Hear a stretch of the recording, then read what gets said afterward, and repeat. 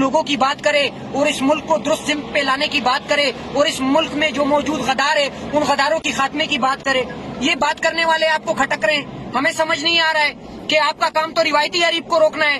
روایتی حریف آپ کا چاند پہ چڑھ رہا ہے. اس کی معیشت دیکھیں, اپنی معیشت دیکھیں, اس کا دفاع دیکھیں, اپنا دفاع دیکھیں, اس کے عوام کی زندگی دیکھیں, اپنی دیکھیں. آپ نے عوام کی زندگی کہاں پہنچا دی ہے؟ سننے میں یہ آ رہا ہے کہ پیٹرول 50 روپے مہنگا ہونے جا رہا ہے, مرغی کے اوپر یہ ٹیکس لگانے جا رہے ہیں, جرنل سیس ٹیکس, انڈے کے اوپر یہ جرنل سیس ٹیکس لگانے جا رہے ہیں. یہ ٹیکس بھی لگا لے. کیا آپ کو لگتا ہے پھر یہ ملک درست سمت میں چلا جائے گا؟ یہ بندر ہے. بندر کبھی بھی ملک کو درست سمت پہ نہیں لے جا سکتے. ان کو یہ شعور ہی نہیں ہے, ان کو پتہ ہی نہیں ہے کہ ملک کو کس طرح چلانا ہے, عوام کو کس طرح مطمئن کرنا ہے یا عوامی مسائل کو کس طرح حل کرنا ہے. انہیں صرف یہ آتا ہے کہ ٹک ٹاک بنا کے ایک ویڈیو بنا کے اسے اپلوڈ کر دے. باقی ان کو کچھ بھی نہیں آتا ہے. ان کے پلے کک بھی نہیں ہے. یہ 3 دفعہ پہلے حکمرانی کر چکے ہیں. رات کو 12 بجے عمران خان کو نکالنے کے بعد حکمرانی کر چکے ہیں.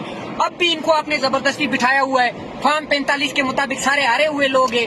آپ ڈونلڈ لو کے سائفر پہ, ایک سائفر کی وجہ سے آج اپنے ملک کا کیا تماشا بنایا ہوا ہے. اور اگر آپ کو یہ لگتا ہے کہ اس طرح کے کنڈے کرنے سے ہم مایوس ہوں گے یا ہم رک جائیں گے, تو نہیں, نہ ہم مایوس ہوں گے نہ ہم رکیں گے.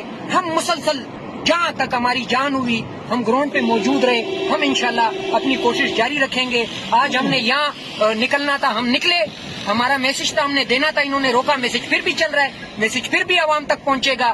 ہم دوبارہ جو ہے نکلیں گے وہ ہم لاہور میں نکلیں گے انشاءاللہ. ہم وہاں بھی اپنی کوشش کریں گے. باقی انہوں نے جو کرنا ہے وہ یہ کرتے رہیں.